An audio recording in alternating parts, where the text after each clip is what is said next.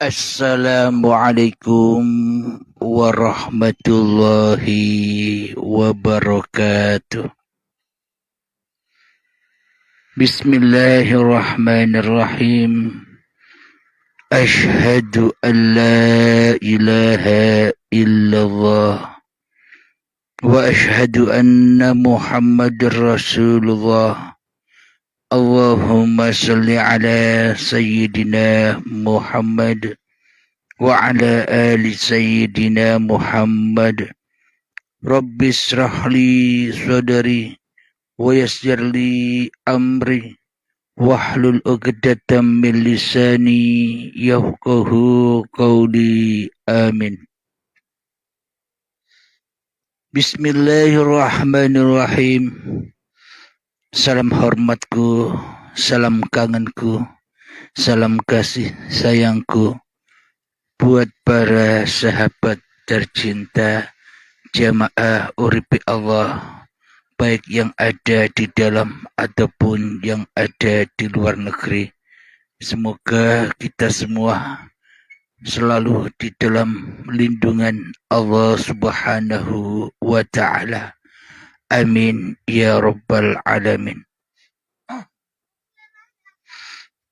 Sebelum kita awali kajian di pagi yang indah ini, marilah kita gembahkan bersama-sama di dalam nyawa, di dalam jiwa, di dalam hati, di dalam roh, dan di dalam kehidupan ini kalimat-kalimat thayyibah. Subhanallah walhamdulillah wa la ilaha illallah wallahu akbar wa la hawla wa la quwwata illa billahil Aliyil Azim. Sadaqallahul Azim. Di pagi yang cerah ini, kajian dengan judul Bungkusan Tuhan. Bungkusan Tuhan. Bungkusan Tuhan. Alhamdulillahirabbil alamin.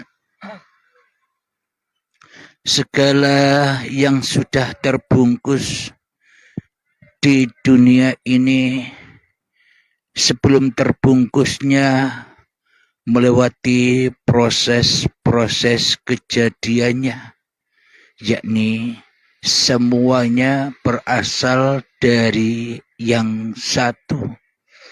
Semuanya berasal dari yang ahad. Semuanya berasal dari yang esa, yakni sang penciptanya.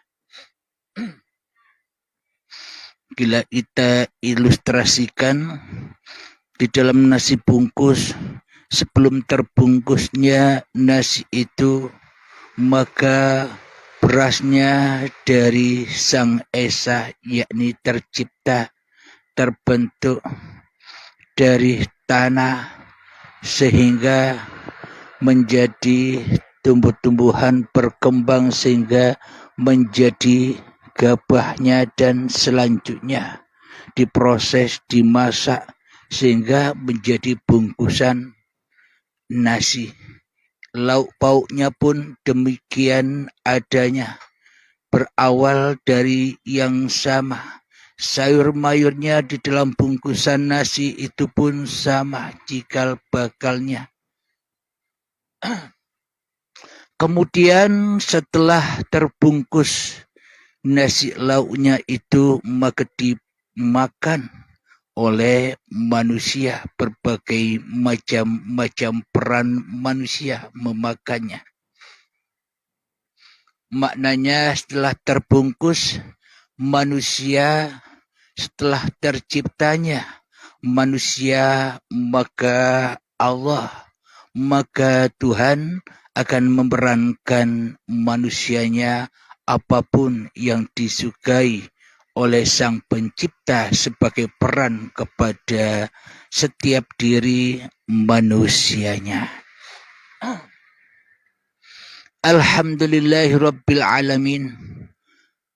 Bismillahirrahmanirrahim. Wa ma khalaqtul jinna wal insa illa liya'budun.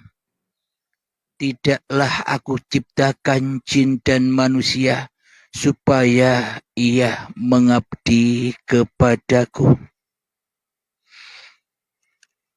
Alhamdulillahirabbil alamin. Bagaimana mungkin kita manusia bisa mengabdi kepada Tuhan yang telah menciptakan kita, sementara kita tidak tahu, sementara kita tidak rela, sementara kita tidak ridho bahwa diri kita ini bungkusan-bungkusan Tuhan itu sendiri.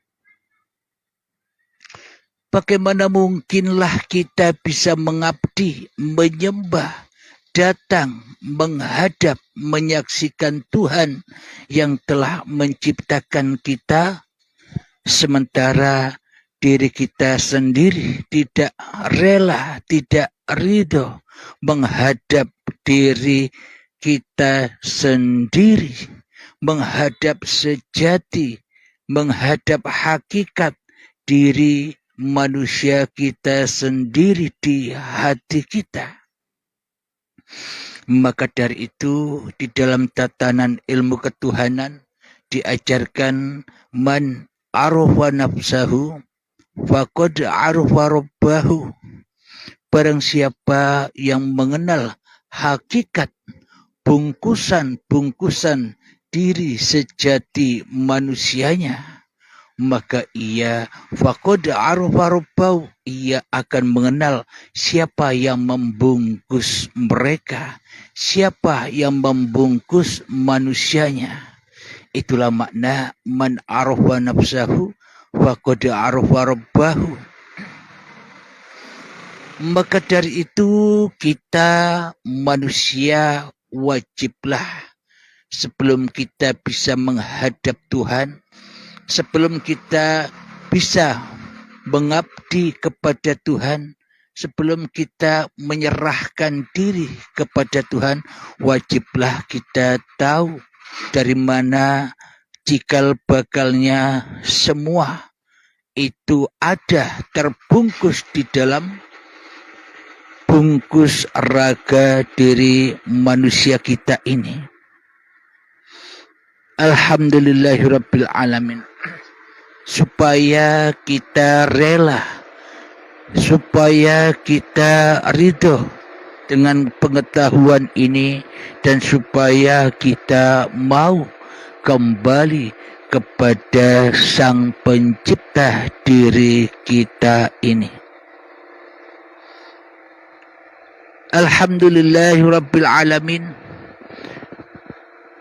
Tentang bumi, jadi penciptaan langit dan bumi yang meliputi manusia ini adalah sekarang kita kaji tentang bumi.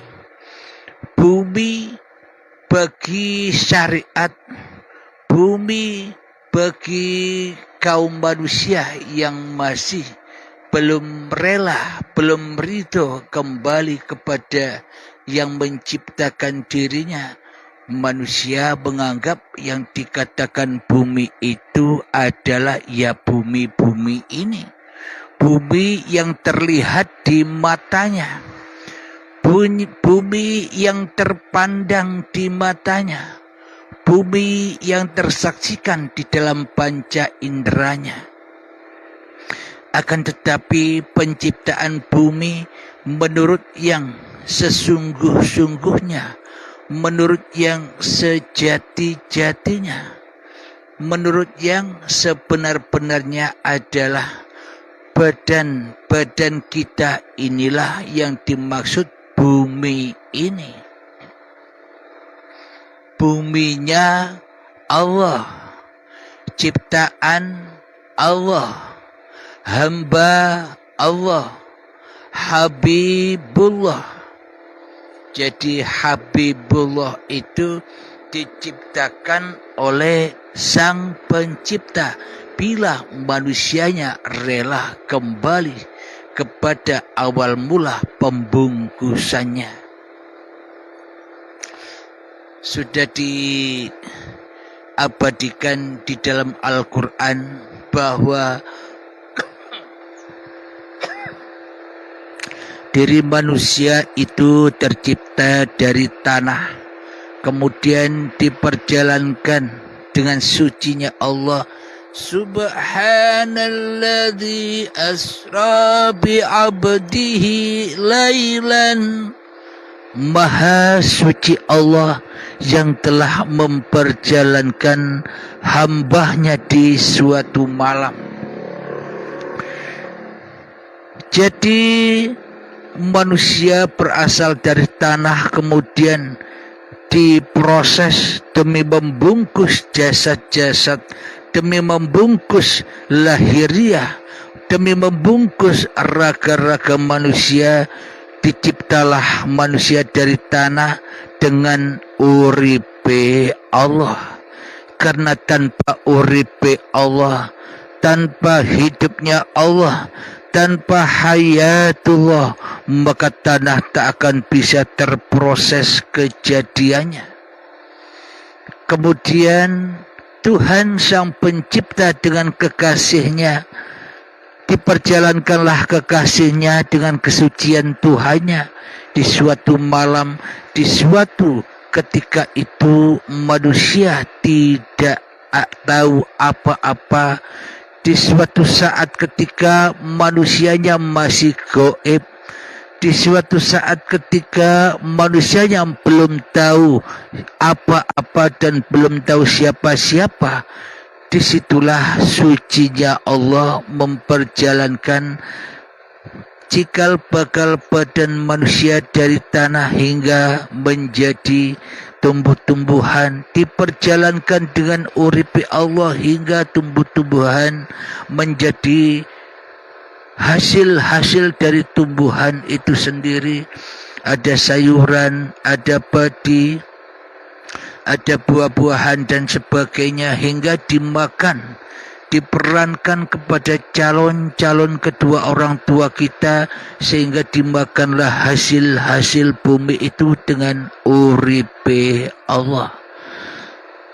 Kemudian dipertemukan lagi antara calon ibu bapak kita, sehingga diproses lagi, dibungkus lagi menjadi sperma dan sel telur, sehingga saat pertemuan menjadilah gumpalan darah, gumpalan daging, menjadi janin, dan terlahirlah menjadi bayi yang suci. Bayi yang suci yakni bayi yang tidak tahu apa-apa, bayi yang tidak ngerti apa-apa, apalagi bayi yang ngerti siapa-siapa. Di dalam bayi itu, itulah yang dimaksud bungkusan Allah, zahir batinnya Allah, ciptaan Allah. Tanpa Sang Pencipta maka tak akan pernah ada yang dicipta. Dengan Sang Pencipta maka terciptalah apapun yang diciptakannya. Alhamdulillahirabbil alamin. Sebelum kita lanjutkan, marilah kita berlatih menghening-heningkan diri kita dahulu, berlatih memalam-malamkan diri kita di hati kita dahulu, menggelap-gelapkan kehadiran, menggelapkan kewujudan diri manusia kita di hati kita dahulu, supaya kita bisa mensunyikan, mengheningkan, mensucikan hati kita dari diri kita sendiri yang kotor ini, yang selama ini musyrik, syirik kepada yang menciptakan kita. Bismillahirrahmanirrahim. mengheningkan cipta, mulai. Silahkan 3 menit.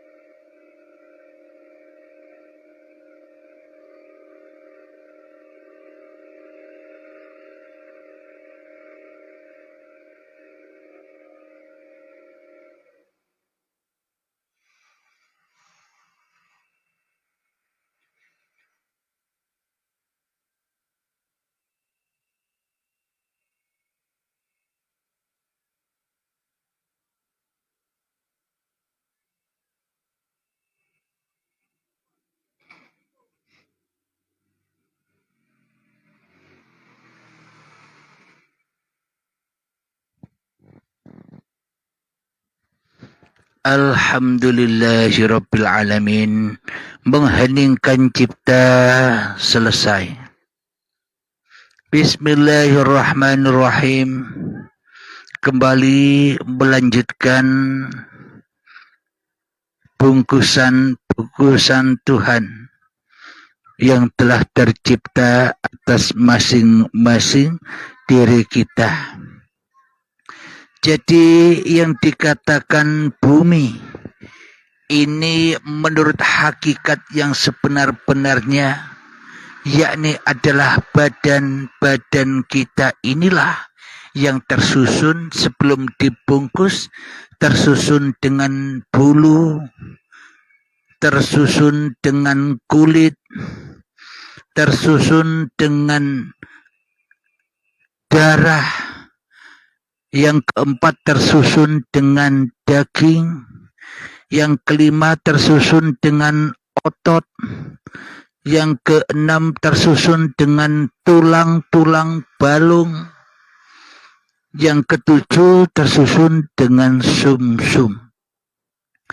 Jadi susunan sebelum terbungkusnya raga ini tersusun dari bulu, kulit, daging, darah, otot, tulang, dan sumsum. Itulah yang dimaksud raga ini.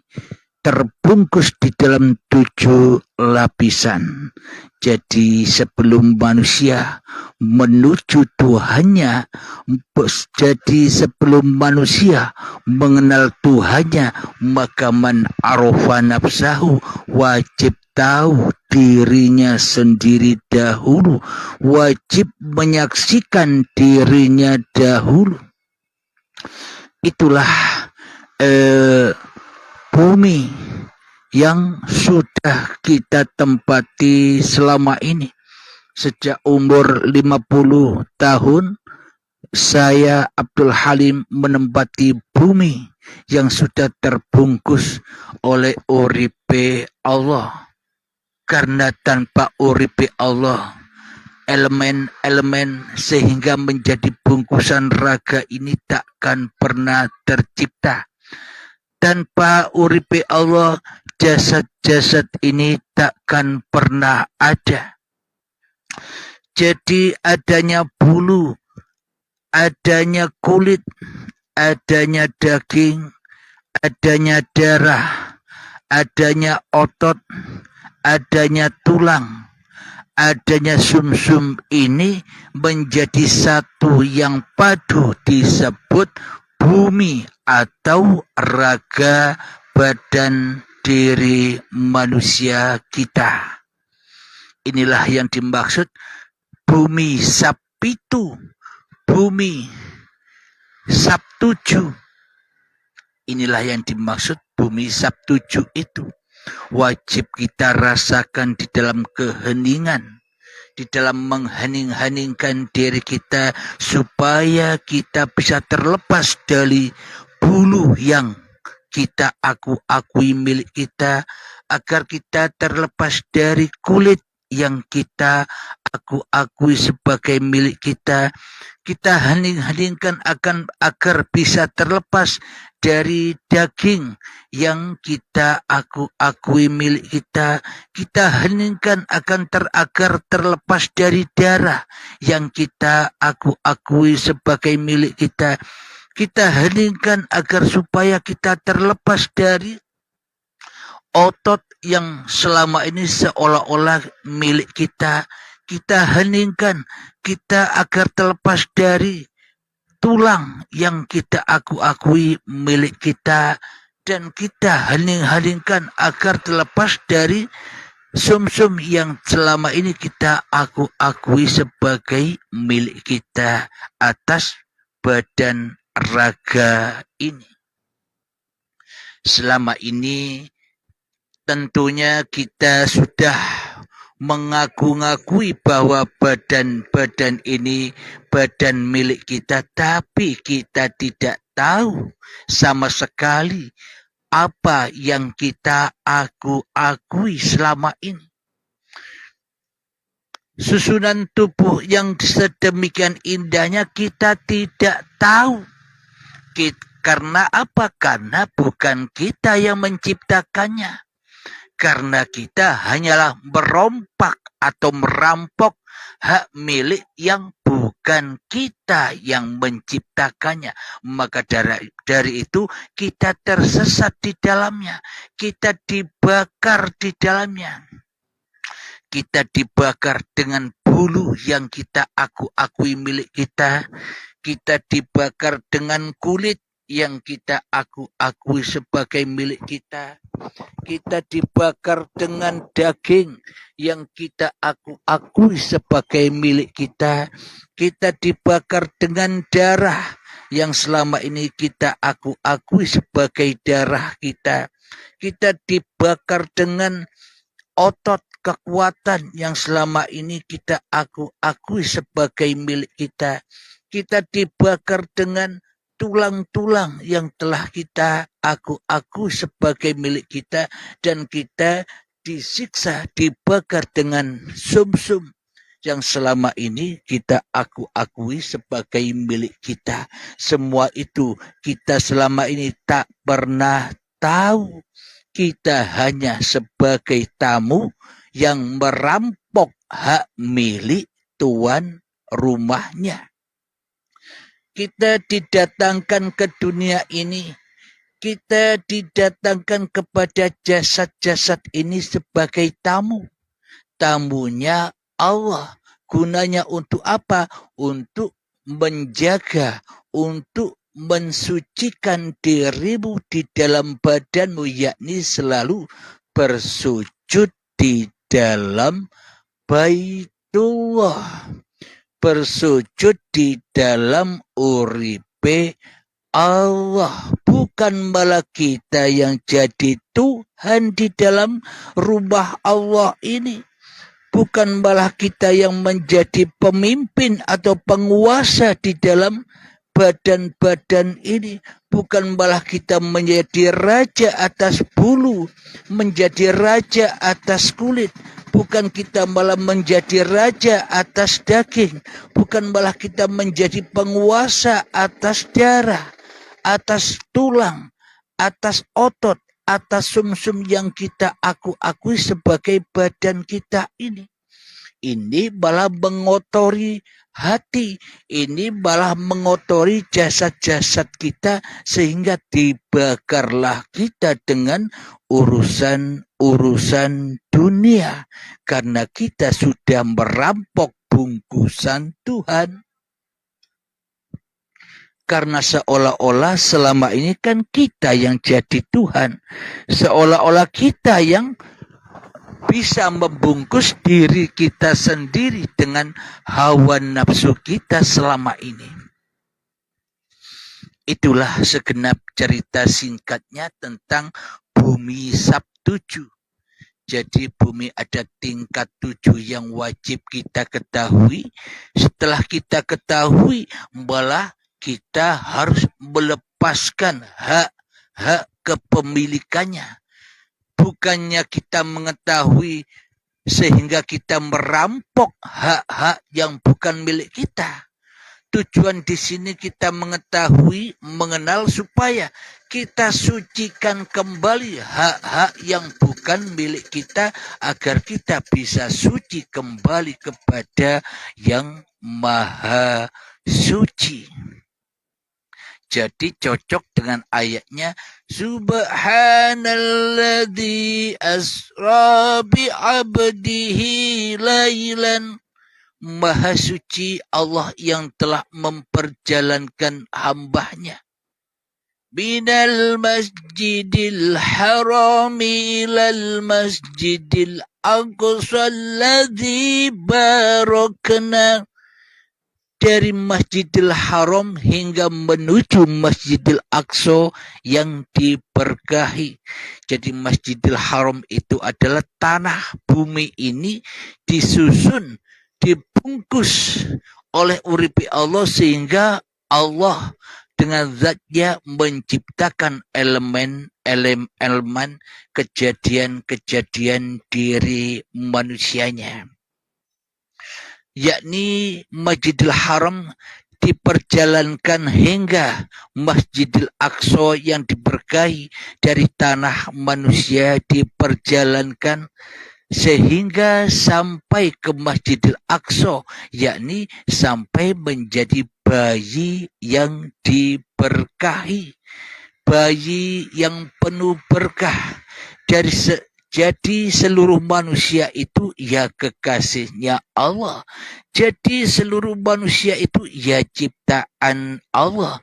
Jadi sesungguhnya seluruh manusia itu adalah Habibullah, dicontohkan oleh baginda Nabi Muhammad sallallahu alaihi wasallam agar kita semua umat manusia bisa kembali mencontoh hakikat diri sejati manusianya, yakni menjadi Habibullah, bukan menjadi Habibus syaitan, bukan menjadi Habibul iblis, menjadi penguasaan diri manusianya di hatinya.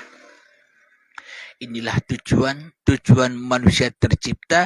Haulahu linuriyahu min ayatina, supaya manusia bisa menyaksikan bungkusan-bungkusanku, kata Allah. Supaya manusia bisa menyaksikan ayat-ayatku. Ayat yang ada di mana? Ayat yang ada di dalam dirimu dan ayat yang ada di luar dirimu. Jadi semesta alam inilah wujudullah bagi manusia yang sudah kembali kepada kekasihnya Habibullah. Alhamdulillahirabbil alamin. Itulah 7 bumi, 7 lapis, 7 bumi, yakni maknanya kita wajib tahu itu. Dan ketika kita sudah tahu itu, kembalikanlah amanah-amanah itu kepada yang menciptakan. Karena bila tidak demikian, kita terus dibakar di dalam dunia ini. Kita terus dipenjara, terbelenggu dan diikat dengan urusan-urusan dunia yang memanaskan. Inilah jahanam itu. Alhamdulillahirabbil alamin. Bumi lapis 7 sudah kita bahas. Jadi ada bumi dan ada langit. Apa yang dikatakan bumi itu, apa yang dikatakan langit? Bumi sudah selesai kita bahas. Sekarang kita membahas tentang langit. Langit juga pun 7, tingkatannya ada 7, lapisannya ada 7. Apa yang dimaksud langit itu? Yang dimaksud langit itu ya uripe Allah. Jadi bumi dan langit itu bersatu padu, yakni ahad, tidak terpisah. Jadi isi bungkusan, semua bungkusan itu diperankan yang ahad, dituhani oleh yang ahad, dibentuk, diperjalankan oleh yang menciptakan. Akan tetapi langit yang selama ini kita pahami, langit-langit yang tidak ada itu. Langit yang di atas tidak tahu berapa tingkatannya. Langit yang di atas tidak tahu berapa lapisannya. Kita hanya didongeng-dongengi saja. Kita ditipu oleh iblis dan setan, hanya didongeng-dongengi saja, sehingga kita terlena dengan langit yang kita miliki, langit yang ada pada diri kita. Kita didongengi oleh iblis dan setan, langit itu di atas sana loh. Ada 7 lapisan. Lapisan pertama ini, semuanya serba dongeng dan semuanya serba angen-angen wae. Serba bayang-bayang wae. Kenapa? Karena langit dan bumi, manusia tidak mengerti atas dirinya sendiri. Karena manusia tidak bisa menyaksikan dirinya sendiri, apalagi menyaksikan Tuhannya. Baiklah para sahabat, mari kita kaji apa itu langit yang sebenar-benarnya langit. Sebenarnya langit, sesungguhnya langit itu ada di dalam dirimu sendiri. Seluas apapun jagat raya ini, semuanya sudah terangkum di dalam tiap-tiap diri manusia. Langit yang selama ini kita akui sebagai langit diri manusia adalah sifat kudrat, irodat, ilmu, hayat, sama basor, kalam. Kudrat adalah kehendak manusianya. Inilah langit yang diakui sebagai langitnya manusia. Yakni semua kehendak kekuasaan apa yang kita lakukan seolah-olah kita yang merasa melakukannya. Karena kita selama ini yang menjadi Tuhan atas bumi ini, atas raga ini. Karena kita selama ini sebagai yang menguasai buminya Allah, sebagai khalifatus syaitan, bukan khalifatullah tapi khalifatus syaitan. Kenapa? Karena diri kita yang jadi Tuhan di dalamnya. Kemudian irodah, langit yang pertama kudrat, itu harus kita ketahui. Langit yang kedua irodah, kehendak. Semua kehendak yang ada di dalam hati kita, kehendak apa saja, ingin makan, kehendak ingin minum, kehendak ingin belajar, kehendak ingin mendengar, kehendak ingin berdiri, kehendak ingin berjalan, kehendak ingin sholat, kehendak ingin beribadah, kehendak ingin bekerja, kehendak ingin naik motor dan sebagainya. Semuanya selama ini sudah kita akui sebagai kehendak diri manusia kita, bukan? Berarti yang jadi Tuhan selama ini kan bukan Allah, tapi manusia yang menyerupai Tuhan selama ini, yang menghaki, yang menguasai bumi dan langit ini, hidup dan badan ini. Yang ketiga adalah ilmu. Kudrat, irodah, ilmu, pengetahuan. Seolah-olah kan selama ini kita yang maha tahu. Seolah-olah selama ini kita yang tahu ini namanya ini. Seolah-olah kita yang berilmu, seolah-olah kita yang tahu segala sesuatu. Karena itulah maka langit ini pun juga harus dilepaskan satu persatu. Kemudian hayat. Setelah ilmu, hayat yakni kehidupan. Selama ini seluruh manusia mengaku-akui di dalam hatinya bahwa hidup ini adalah akunya manusia itu sendiri. Karena sebab inilah manusia-manusia tersesat dari jalan Tuhannya. Karena inilah manusia berbondong-bondong masuk ke dalam nerakanya Allah, yakni bersama iblis dan setan.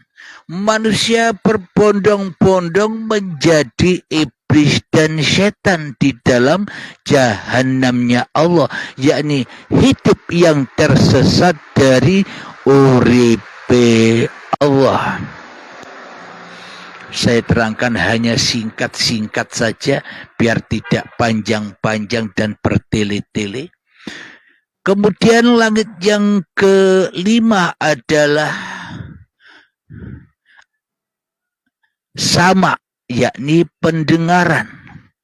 Selama ini pendengaran yang melewati telinga kita seolah-olah kita yang mendengarkan.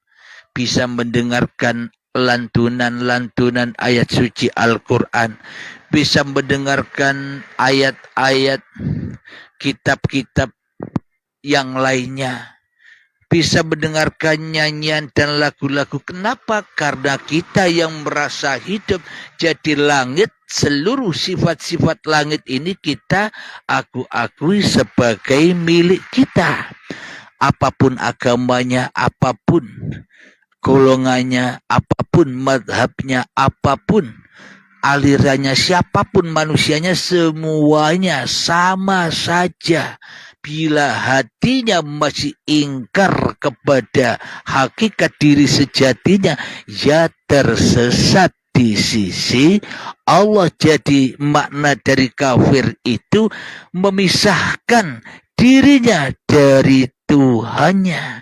Hatinya yang ada hanyalah iblis dan setan yang menjadi raja atas dirinya sendiri daripada Tuhannya. Yang keenam adalah sifat basor, penglihatan. Karena Tuhannya di dalam hatinya masih manusianya, maka penglihatannya ya penglihatan manusianya yang terbatas. Yang ketujuh adalah kalam.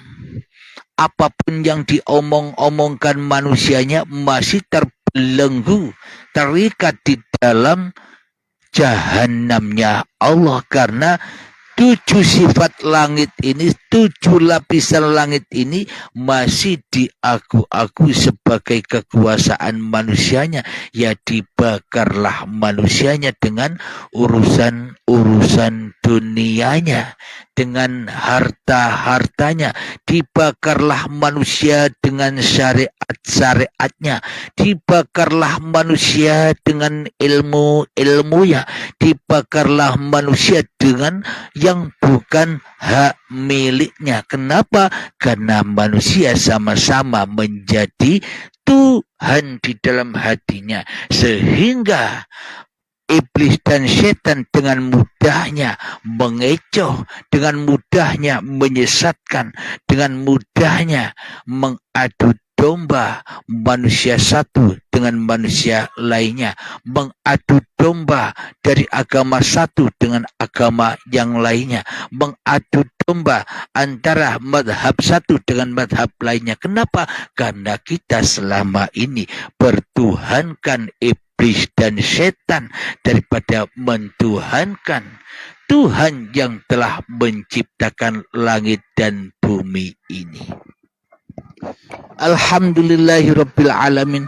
Setelah kita ketahui lapisan bumi, yakni wulu, kulit, daging, getih, otot, balung, sumsum ini sudah kita lepas sebagai hak milik kita di dalam hening-heningnya hati.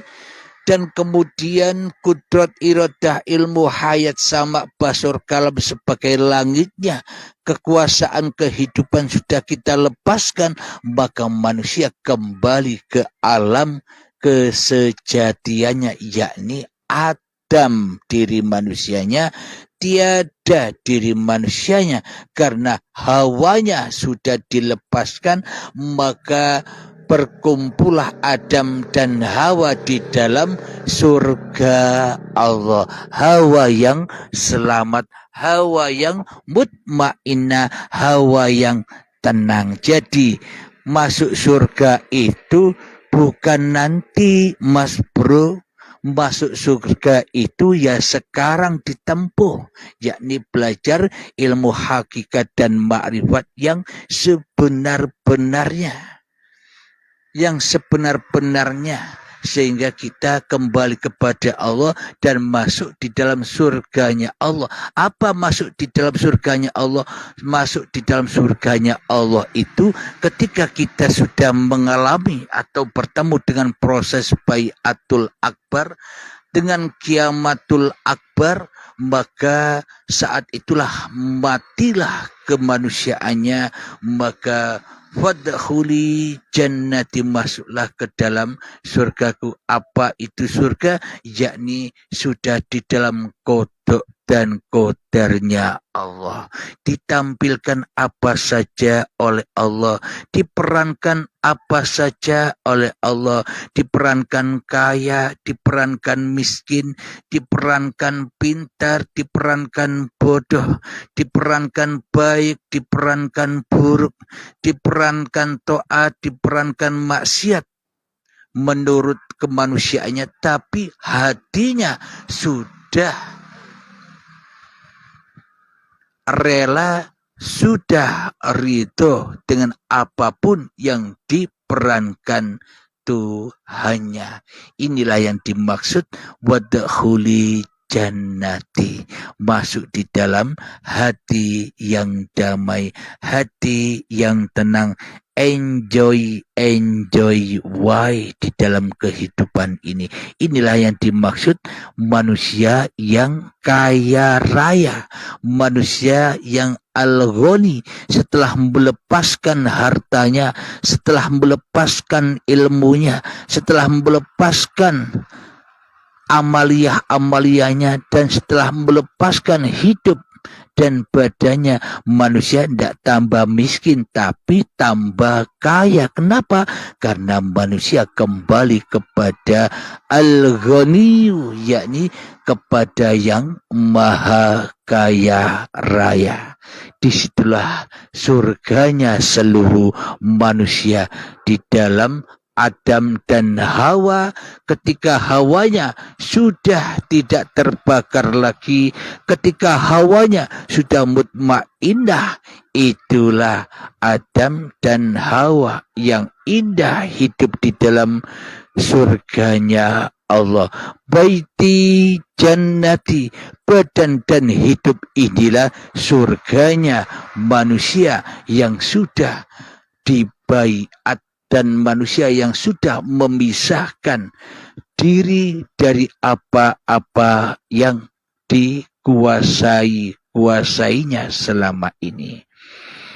Alhamdulillahirrabbilalamin. Semoga saya khususnya dan semoga kita semua para jamaah Uripi Allah dimanapun Anda berada, semoga kita ditetapkan oleh Allah menjadi hambanya Allah, menjadi khalifahnya Allah, menjadi Rasulullah, tidak menjadi Rasuli awake dhewe, tidak menjadi utusane awake dhewe, tidak menjadi pesuruh hawa nafsunya, yakni iblis dan setan. Amin, amin ya rabbal alamin. Sebelum kita akhiri kajian di pagi yang indah ini, marilah kita gemakan salawat dalimin daf'ul bala. Allahumma salli ala Sayyidina Muhammad وأشغل الظالمين بالظالمين اللهم صل على سيدنا محمد وأشغل الظالمين بالظالمين وأخرجنا من بينهم سالمين وعلى آله وصحبه أجمعين Alhamdulillahi Rabbil Alamin. Allahumma ya qadiyal hajat, Allahumma ya mujibad da'awat, Allahumma ya rafi'ad darajat, Allahumma ya muhillal muskilat, Allahumma ya syafiyal amrad, Allahumma ya kafiyal muhimmat, Allahumma ya dafi'al baliyat, Allahumma akhtim lana bil iman, Allahumma akhtim lana bil islam bijahi sayyidil mursalin ربنا آتنا في الدنيا حسنة وفي الآخرة حسنة وقنا عذاب النار آخر كلام السلام عليكم ورحمة الله وبركاته